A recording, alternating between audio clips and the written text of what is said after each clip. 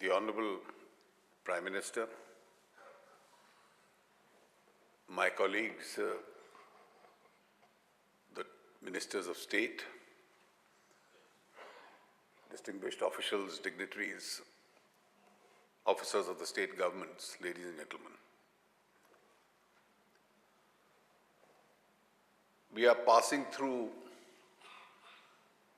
a very important transitional phase in the life of this country. Led by the Honorable Prime Minister's guidance and vision, every officer present here today, be it of the central government or the state government, has become, in tax administration, a very important agent of this change. Sir, if we look at the extent of transition which is taking place from the day you assumed office as the Prime Minister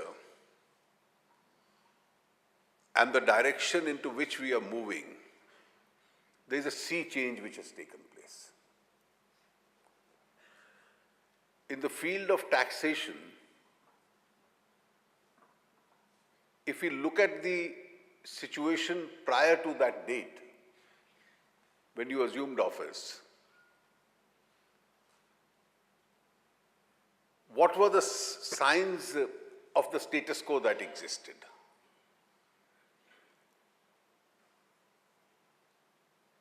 If one wanted to buy real estate in India, small or big, you had to pay money in multiple colors. If you wanted to transact businesses, the accepted norm had been to maintain two sets of accounts.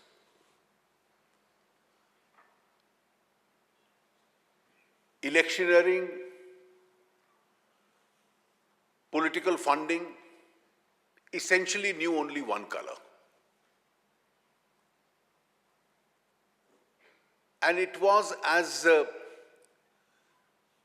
many global thinkers have used the phrase, the curse of cash which has struck India. Because it carries with it all its attendant challenges and problems. It leads to huge tax evasion. It leads to disempowerment of the states and the central governments to achieve various programs. It becomes an important source of evasion and avoidance. It becomes an instrument of corruption. It aids crime. It enables terrorism. The reactions had started. For 3 years prior to your becoming the Prime Minister, the Supreme Court was for good reason suggesting to the government to please constitute the special investigation team which could at least suggest measures which could lay down a roadmap on which we must try and bring the change. But I don't think anybody in the system really thought that in a brief period, a course correction in India could so rapidly take place. Both in the field of direct and indirect taxes, these have been transitional times, not merely aspiring to become one of the fast-growing economies or evolve ourselves from a developing into a developed economy. We are soon changing our tactics also. And I think today's conference, which will go on for a whole day and thereafter, really would result in a fresh set of thinking as to how we adjust ourselves to this change which is taking place. The first challenge, of course, is that India becomes from a tax non-compliant nation towards being a more compliant nation, for which it is necessary that our procedures are simple, our rates are reasonable, our environment of self-compliance is there, and then we use technology in order to minimize the connect and the contact between the assessing authority and the assessee itself. We need to improve upon our own standards of credibility by enabling a system which has a greater quotient of integrity in it. And our structures are so designed where evasion and avoidance becomes extremely difficult. The transitions which have taken place, and if from your first decision to appoint the SIT itself, and thereafter a series of decisions had started. The first major decision was under the policy of which later became the black money law, that people with assets outside the country which are not declared must declare them, bring them back within a defined period, pay penal taxation, or alternatively, if they fail to do that, suffer a very serious consequence. Subsequent to that, on your initiative, the G20 took an important decision for mutual assistance, and now even the globally non-compliant states are coming around and assisting each other in providing real-time information about assets held by citizens of one country outside its own jurisdiction. Since 1996, we were struggling to amend our double taxation treaties, which had enabled round-tripping of money. In the year 2016, we were able to rewrite all the 3 treaties with Mauritius, Cyprus, and Singapore. We had a very successful IDS scheme in direct taxation.